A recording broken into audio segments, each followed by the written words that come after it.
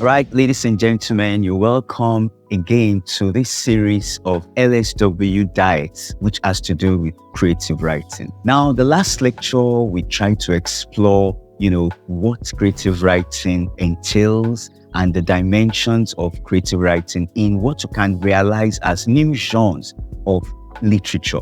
And going beyond, just the boundaries of prose, drama, poetry, as, donated to the world right from the Augustan period, the neoclassical period in Europe in the 17th century. But now we have got into a space in which space itself is very, very unbounded. You can now talk about being within a mode of writing, the mode of the digital. You can talk about media forms that are now collapsing into our idea of literature. And by extension, it's informing how the creative imaginary is continuously, changing and changing. And definitely also akin into our world of robust and ever gestating, demands, for new ideas. Now, today, we want to begin to explore the art of creativity through the foundations of pre-writing facilities we should possess. Okay, now we can say that creative writing encompasses two major domains. We have the pre-writing domain and the actual writing domain. The pre-writing informs the actual writing. We can say it is the embryo that allows the formation of the creative child, the creative product that gets expressed when we write. Now, we have to have certain ways in which we prepare to write and which will inform how we will write and the extent to which this writing can go. Now, having said this, let's start with our pre-writing deals, pre-writing demands, our pre-writing skills that will allow us to do some very adventurous performances of writing. First, when we want to write, we must have certain things as our own equipment. Number one, it should be coming from our own realm as writers to be very involved in the writing itself. How do I mean? When you want to write, you don't just want to write because you want to experiment on certain ways to be pictorial or to be auditory. You are not just trying to collapse words and get to titillate, mere imagination of people, but you want to say something. What makes creative writing kinetic is what it says, not just its appearance. You can have a number of nursery rhymes that might not make sense to a particular public, even though they might be sounding very well. But then the moment you have what you have in mind in place, then you begin to organize how you go about it. So in the first instance, we must have something we want to do. We must have a world we want to penetrate in creative writing. We must have an idea, even though the idea is not very expressed, it's not very arranged, it's not so much something that is concrete, but we must have something we want to do. Now, in the course of this, you might have to reflect more and more on how you want to deliver it and what it will take to deliver it. Now, we want to get into those realms of what it will take, which form the actual diet of this particular moment of the lecture. Now, in the first instance, any creative writer must be somebody who I can say is addicted to words, addicted to language, somebody who has a kind of addictive mentality to pick up language. Language must be something that must be the arsenal of the writer. Without language, I can say you can do nothing. And I'm not talking about just talking or being within a language community, like an English speaker or a French speaker or a Swahili speaker or a German speaker. I'm not talking about that. I'm talking about language as a kind of art. You've got to have the art of being able to use language as a vehicle to make the motion of what you want to get across happen. And how do we do this? Number one of the things that make language very resourceful for creative writing is the fact that it can create mental images within us. And the moment you are very, very adept to language, and styles in which language is deployed, you are on your course of creating something memorable in the experience of your readers. So, number one, you've got to have a rich bank, a data bank of language use. Now, for those people who are bilingual or trilingual or polyglot, as the case may be, you even have some very robust advantages that might arguably go beyond those that are merely monolingual. You might have the opportunity to use the indigenous language that you are familiar with and mix it with the formal language, so to speak, which can be indigenous to you as well, but the formal language that will go through the audience, the multi-cultural audience you want to penetrate. And therefore, it means that, for example, if you are writing initially in English, that is, the actual default language of your expression is English, it will be very advisable for you to be very, very clear about the actual meanings of words and definitely the extended meanings of those words. You should be able to know how to move a particular word from one point to the other to make the sense, the context of what you are trying to put across. Then, in the course of using English, you might want to create a very local, non-English scenario in which English must be the language of communication. How do you do that? What would be very, very enticing to the audience is to capture the local flavor of that particular setting you are trying to get across, that non-English setting you are trying to pass across. And along that line, you'll be very, very successful in how you write by trying to indigenize your English language, or at times to get some injections of the native language within the universe of the English you are using. And that is the space where code mixing can be very, very interesting.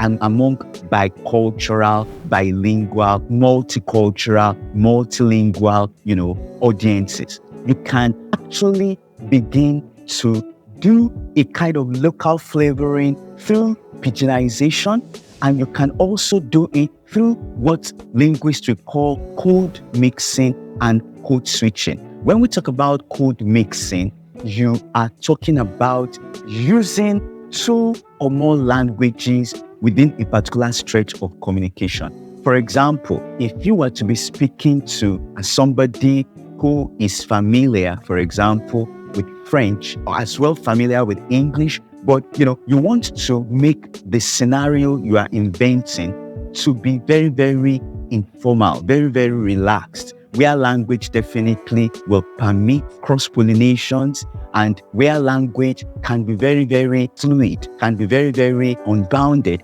You can actually speak mixing French and English together. For example, you can say, well, désolé. Désolé means, I'm sorry, something like that. I can't imagine how something like that could make the attention of this man. Je ne sais pas, je ne sais pas. You can mix these things together and you find out that it can be very interesting. And also, pidginization can be very interesting. You find out that to a very great extent, diasporic writers of English will almost always express themselves in creolized English, pidginized English, and so on and so forth, just to create a local environment of difference and of cultural legitimacy within their writing. For instance, we've talked about on this channel writers like Benjamin Zephaniah, who uses Creole so effortlessly in his poetry and, actually bringing out something characteristic of Caribbean difference within the English-speaking world. You find him deliberately breaking rules, known English rules of spelling and syntax in the way he writes. For example, instead of saying this poetry, THIS poetry, he would choose to say this poetry, DIS poetry. And then you will hear him saying, I enjoy riding on me bike, instead of saying, I enjoy riding on my bike. He wants to create something that is peculiar to the Caribbean consciousness of culture and language. You can't do that and still sustain audience, followership if you are not very, very adept to how language is used. You've got to be able to observe how people speak, what makes people, respond to certain currencies of emotion. For example, what can make somebody just burst into laughter.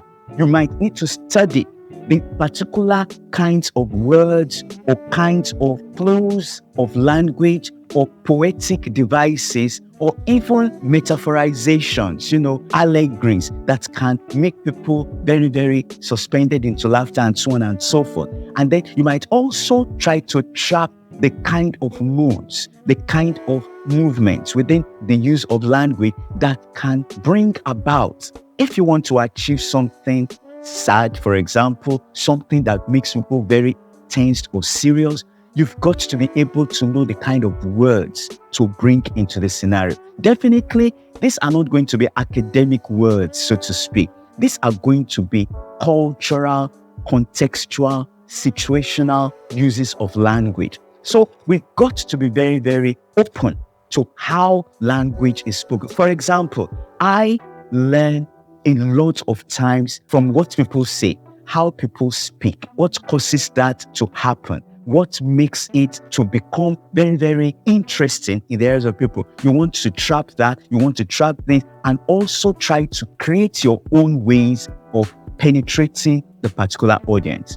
Now, having said this, we ought to also know certain things about how we deliver by learning how people have been doing that. It is in place and it is something we find within almost every creative scenario that one writer or one speaker or one cultural producer has learned from another.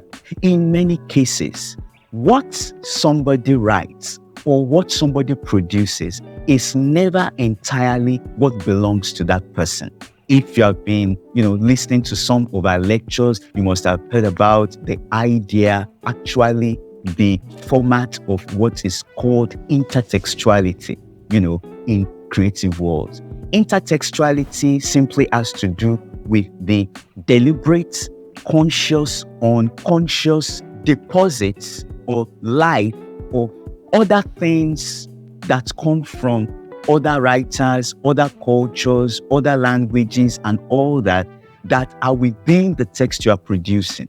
In other words, when you are talking about intertextuality, for example, the language the writer or the speaker, the cultural producer is using is most arguably not his or her creation. You got that from the culture around you. So which makes what you are even using not yours. And then definitely the style that you use might be indebted to some styles of some writers you have been consciously or unconsciously following.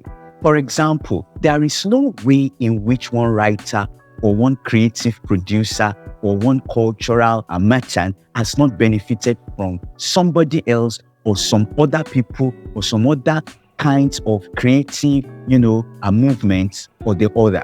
It's always there. There is this mesh of textualities which become intertext within anything. So along that line, we can say that no creative writer ever writes anything entirely of his or her own. The imagery, the write-up, the cultural scenario, the way you are producing it, the way you are delivering it, must one way or the other recall what somebody else has been doing. Therefore, you find that, for example, William Shakespeare has been traced to be indebted to Greek sources of literary projection. He learned a lot from Greek tragedy. He was a fan of Aristophanes. When Greek comedy was coming up, he benefited from so many other writers, for example, who engaged him. And for example, William Shakespeare was indebted to Christopher Marlowe to a very great extent. People have traced how Titus Andronicus, has a lot to do with how Marlowe was creating hero villains, within his kind of write-up. But then there is a point in which a writer begins to create their own kind of world when they continuously engage in experimentations of writing. By the time Shakespeare begins to write plays like Othello, traces of Marlowe to a great extent had gone. Joyce Carey, for example, is another instance of a writer. Joyce Carey has been a kind of writer traced to people like Fielding, people like Dickens, when he was starting out. Somebody also like Graham Greene benefited a lot from Rider Haggard, and some other people like Stevenson. He did a lot in which these things have impacted him and began to inform how we looked at things. The world we look at is not always our world. The world we look at is a world of selections. We select from this, we select from that, we select from so many other things that become ours. So we are amalgamations in ourselves. So also is our text that we create. We create things consciously, unconsciously, and these things become very important things we do. Along that line, it is very, very advisable that people that want to launch deeply into creative writing must also understudy others. If you are a creative writer and you want to do some novelistic forms, you want to do some things with poetry and all that, it will be very, very advisable for you to also read, understudy people who have been doing this themselves. Try to look at what makes this thing flow. Try to look at how they develop characterization, how the setting is described. Try to look at how something gets your attention and what causes it. Is it the word used, a phrase, employed in the write-up? Is it the way the writer probably had, tried to parody another writer, that is, imitate another writer with the intention to change or to make fun of what the writer was saying or the actual thing that writer was talking about? Try to look at that. If you love to write satire, you might be very, very interested to read very important satirists from every kind of genre of literature. You might be looking at these satirists from drama, novelists, from film producers, from even newspaper, cartoons. You've got to be able to find your own stretch along those lines and then try to develop your own things. Now, when you do some write-ups, it's not out of place to give them to initial audiences. Give them to your friends. Don't tell them what you are trying to achieve.